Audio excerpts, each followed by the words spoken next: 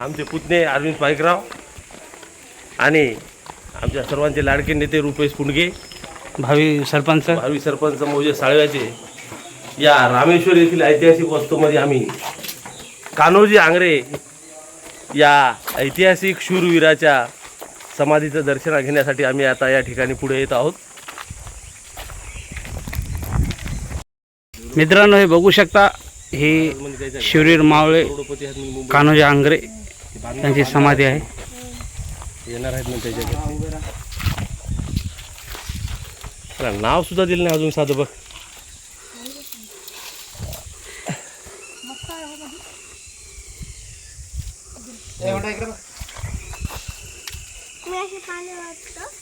पाणी वाटू नको त्याच्यात, पाय कॅमेऱ्यात पाय.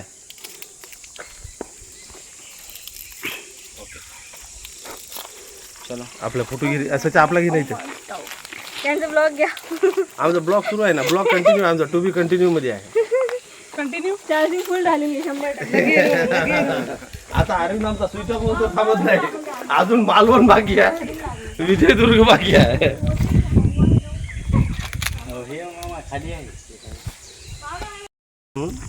त्याच्यामध्ये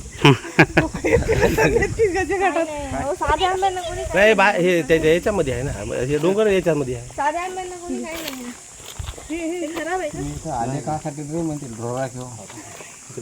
लगडू राह नाही, दाट आहे बी आंबा. शिवा देऊ नये घाल ना. मोठा काठी दगड घे ना, काहीतरी मजबूत घे. अलीकडे तुम्ही, अलीकडे लाकडाची काय राफ्टर सारखं काय तुकडाची जाईल का म्हणून.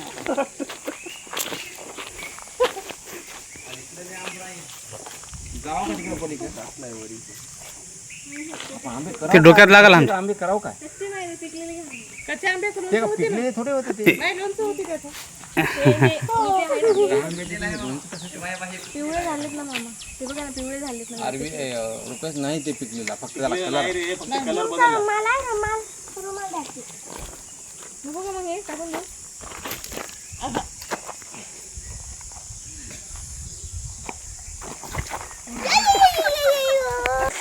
कर. उभा घे, उभा मोबाईल घे, उभा घे मोबाईल.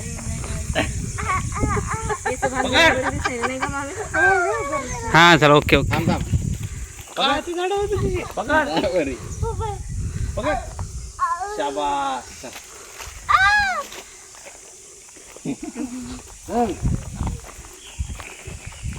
हे बांधकाम आहे ना, ते कधीच पडू शकत नाही. आता आपले जे ब्रिज बनवलेत का नवीन हायवेचे, ते हेमाडपंथी स्टाईलचे आहेत. म्हणजे दगडावर दगड रचून त्याचं बॅलन्स कधीच बिघडत नाही. हा, ते हेमाडपंथी बांधकाम म्हणतात त्याला. ते त्याला वारं वगैरे काही होऊ शकत नाही. त्याला कशाला त्याच्यावर लोड पडू शकत नाही. हे जे पहिलं आहे ना, माळ असणार बहुतेक. हे माळ असणार, माळाला फोडलं, माळाला फोडत फोडत तयार करून याच्यातून रस्ता केला.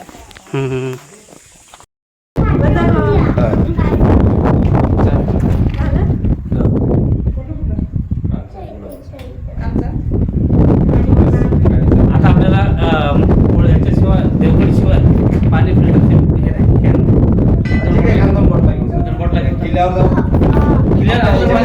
पाणी असेल का असणार ना, मला टेन्शन नाही.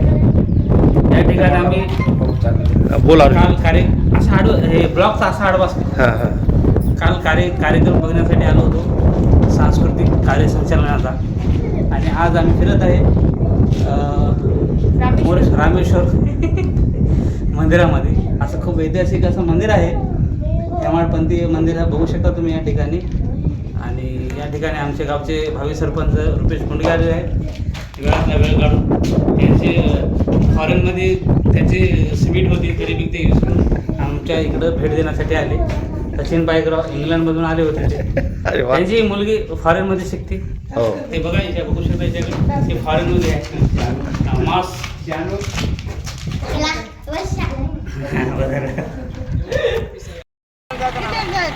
केलं आधी कुठं चालू आपण आता स्टार्ट 1 2 3 स्टार्ट. हो 1 2. आता या ठिकाणी रामेश्वर या प्रसिद्ध मौजे गिरे या गावच्या प्रसिद्ध रामेश्वर मंदिराचं आम्ही दर्शन घेतलेलं आहे. आणि आता या देवगड परिसरातील प्रसिद्ध बीचवरील जो विजयदुर्ग किल्ला आहे त्या ऐतिहासिक विजयदुर्ग किल्ल्याकडे आम्ही प्रयाण करत आहोत आणि या ठिकाणी आमचे ड्रायव्हर सचिन पायकराव भावी आमदार आणि या बघू शकता सचिन पायकराव हे ड्रायव्हर आहेत आणि विशेषतः मेकॅनिकल सुद्धा आहेत. AC दुरुस्त करतात, कोणते मेकॅनिकल सुतार आहेत, ते गौंडी आहेत, ऑलराऊंडर टेक्निशियन आहेत. त्याच्यासोबत त्यांचे उप captain Rupesh Pundge driver cum soldier ज्यादा आहे, कमांडर ज्यादा आहे. कमांडर आहे. मला सगळं काहीच दिसेना. हे बघलं ना देवगड म्हणजे सिंधुदुर्ग बघायला. आंबे किती हजार बापरे इथं पडले असतील काहीतरी. बघा लक्ष राहू दे जरा. उतरणार काय आपण? आंबे लय आहेत. बोट वगैरे घ्या ना, बोटचा घ्या ना, बोट. चुलीवरच्या जेवण महाराष्ट्र पर्यटन विकास महामंडळातर्फे आहे. हा, MTDC. इथे लाव बरं लाव. घरगुती हो बहुतेक बोट नगाची गरज नाही वाटत. बोटी तर बाहेर आहे की एक किलो किल्ला कुठं आहे? जाऊ दे आता काय जरासे पाय दुखले डबल फिरणं होत नाही. होय. अरे, पाय दुखायचा विषय नाही पण काही इधर तुम देख सकते हैं ये हमारी शानू फ्यूचर की बहुत बड़ी एक्ट्रेस बनने वाली है. सावलीला लावा ना. देख सकते हैं शानू. ये देखो हम तो हे मेरा भाई है. और ये गाड़ी कौन चला रहे? पप्पा तुम्हारे पापा टेक्नीशियन है क्या? बहुत बड़े टेक्नीशियन. कुछ भी सुतार बन जाते, गौंडे बन जाते, प्लम्बर बन जाते और सब काम करते हो. ऐसी दुरुस्त करते, गाड़ी आंबे तोड़ते. और हे उप कैप्टन है रुपेश पुंडगे. मुझे दिख रहा है. ये देखो. मैं हूँ और ये मेरा भाई है. कैसा है बता? कैसा है बताओ. कैसा है मग? इथे गोड बोलते. सर किल्ल्याला कसं जायचं? किल्ल्याला समोर नाही हा. मग 2 पर्याय आहेत. हां तुम्ही चालत पण फिरू शकता बरं बरं आणि बोटीतून जाऊ शकता. लॉक कर म्हणा सचिन. बरं. जलदुर्ग 17 एकर 19 गुंठेचा हा किल्ला आहे. हं.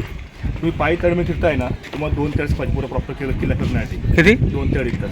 17 एकर 19 गुंठ्यामध्ये किल्ला. 2 तास लागतात. 17 एकर 19 गुंठ्यामध्ये किल्ला आहे हा. आणि त्याला कुठून 3 तट आहे. कुठून जायचं मध्ये दुसरा पाय तुम्हाला बोटीत नाही. बोटीतून का? गाईड आहे. भारतात आपण संपूर्ण किल्ला फिरवतो. एक बोटीमध्ये गाईड जातो पॉईंटची माहिती देण्यासाठी. किती रुपये खर्च आहे सगळं प्रत्येकी 100 रुपये शेअरिंगला आहे.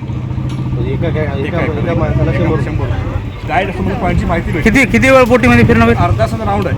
हो का? पूर्ण Yes. येतं. गाडी जर आम्ही 6 जणात कमी करून देतो का? 6 मास 600 रुपये होणार शेअरिंगमध्ये. ती पण माणसं पण बोट सोडणार बोटी थांबणार नाही. गाडी इतकी इकडेच लावा या लागेल साईडला लावणार.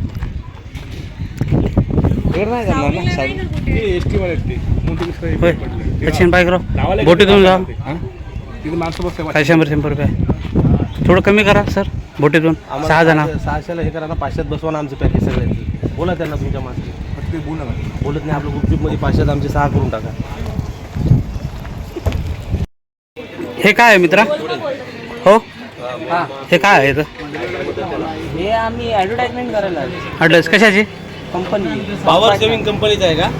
हे पाण्याचे पंप असतात ना हां हां बरं. अरविंदचा आज मूड जागा झालेला आहे आमच्या. आज तुफानी होणार आपला ब्लॉग. ब्लॉग काय का तू स्नॅपचॅट म्हणून घ्यायला ना ब्लॉग. याच्यामध्ये बोला बोला. बोटीद्वारे आता आम्ही विजयदुर्ग किल्ल्याकडे निघत आहोत. नाहीच बसत नाही. बसत नाही का?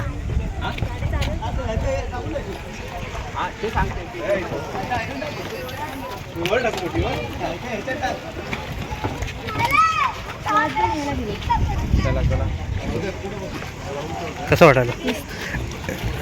पायाने फिरवसून मस्त आहे. टेन्शन नाही. अर्धा 1 घंटा बोटमध्ये. हां पायानं आहे. हो पडसल पडसल. इथून जाऊन पुन्हा पायाने फिरायचं. नाही आता समुद्र आपल्याला है ना, पायाने फिरायची गरज नाही ना. विचारा त्याला विचारा. पायाने नाही पूर्ण राऊंड मारून आणणार आहे. ते आता आहे. चला की काय भियायचं त्याच्यामध्ये. आई काय करताय? या ना.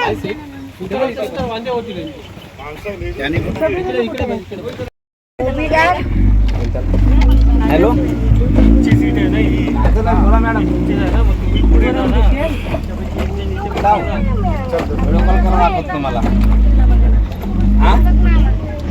अरुण घ्यायला सगळं पाठवून देते आपल्याला, सगळे व्हिडिओ येतात ना अरुण. पहाडपर्यंत जाते का हा?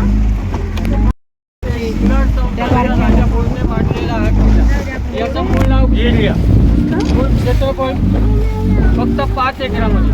पुढे हा बहामनी सल्तनतीच्या हाती गेला आणि त्यानंतर आदिलशाहकडे. आदिलशाहकडून 16 फेब्रुवारी 1653ला शिवरायांनी जिंकून घेतलं. त्यावेळेला विजय संवत्सर चालू होतं म्हणून त्यांनी या किल्ल्याचं नाव विजयदुर्ग असं केलं. किल्ला जिंकून घेतल्यानंतर या किल्ल्याच्या बाबतीत शिवरायांनी काही कामं केली असतील. काही कामं केली. त्यातलं पहिलं काम काय केलं असेल तर ते या किल्ल्याचं क्षेत्रफळ वाढवलं. 5 एकरावरून 17.5 एकरामध्ये केलं. आणि हे करत असताना त्यांनी या किल्ल्याला तिहेरी तटबंदी बनली, ज्याला चिलकती तटबंदी असं म्हणतात. आणि या चिलकती तटबंदीमध्ये 27 बुरुज बांधले. त्यापैकी हा पहिला बुरुज ज्याचं नाव आहे खूप लढा तोफा 12 बुरुज. त्याच्या पुढच्या बुरुजात एक भुयारी मार्ग आहे. किल्ल्यात एकूण 3 भुयारी मार्ग आहेत. त्यापैकी तो एक ज्याचा वापर रसद आतमध्ये नेण्यासाठी केला जायचा. दुसरा या बुरुजात आतून उघडतो. या बुरुजावर यायचं असेल तर त्या भुयारी मार्गाव्यतिरिक्त अन्य पर्याय नाही. तिसरा भुयारी मार्ग किल्ल्याच्या त्या भागात आहे.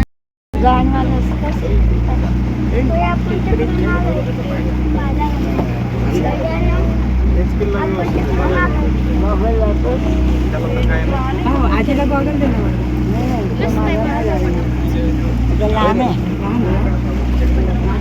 खाली गेले.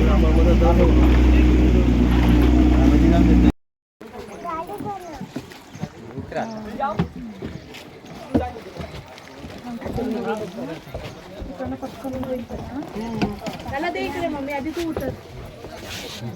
थांबी उतरतो पहिले.